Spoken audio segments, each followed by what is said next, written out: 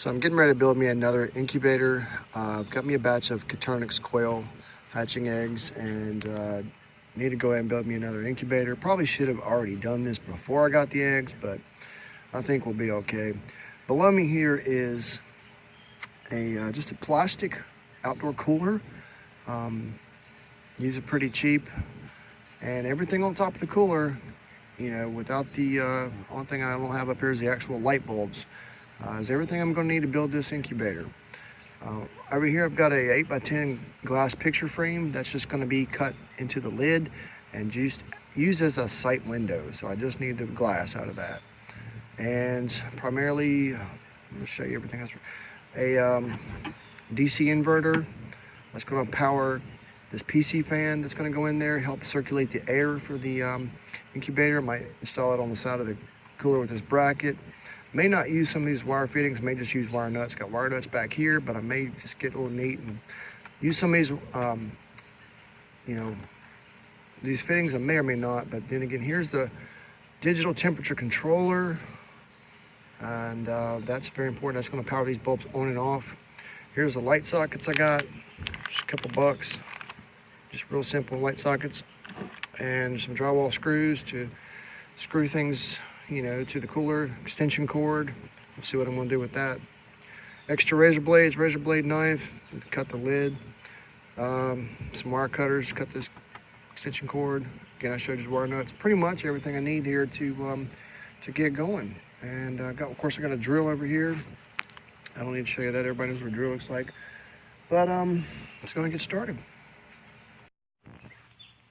Okay, I went ahead and traced out the hole my glass, well, I guess a square rectangle, and it's very important to make sure you do not cut the same size as your glass or it'll just fall through. You have to come in on all sides a little bit because the actual glass will fit out here on this lip.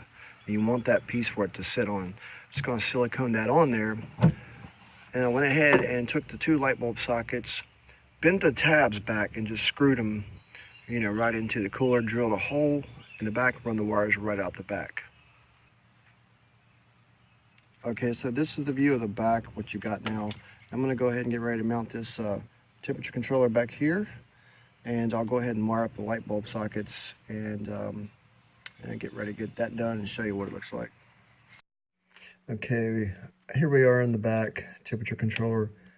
Once it gets down to 37.0, and sometimes it'll flicker to 36.9, it powers the bulbs back on. And once it heats up to 37.5, which is 99.5, it cuts off. And the heat will linger for a little bit, start to cool down. Once it gets back down to 37, it cuts back on. So it's on at off at 37.5, just like that. And then it gets down to 37, cuts back on. So it's going between pretty much 99, 99.5, which is optimal for eggs. Basically, all I've done here is in the back, I've got the sockets coming out of the back, like I showed you. Both the white wires from the sockets go to just one part of this thermostat, and the other part goes to the black leads. It could be a little confusing. Actually, I hooked it up wrong to begin with. I haven't done it in a long time. But if you want more information, I'll do a separate video on how to wire it up in the back. I just want to show you just show that I was building another incubator, and just do a quick little video on some of the things that go into it and what I've done. It's real simple to do. It's a lot cheaper than going buying a real expensive one for $100 or more. This cooler basically is one we had laying around. I think my girlfriend actually someone gave it to her, so we didn't spend anything on that. Extension cords, like a couple bucks at the dollar store. Light bulbs, light sockets for $3. And got a good deal on these eggs, and there's 52 in there, so it holds a lot of eggs. So if it's something you might be interested in doing, give it a shot. I've hatched a lot of eggs in these DIY incubators. It's very cost effective, and it's a fun project to do. And I just gotta sit back and wait for these things to start popping.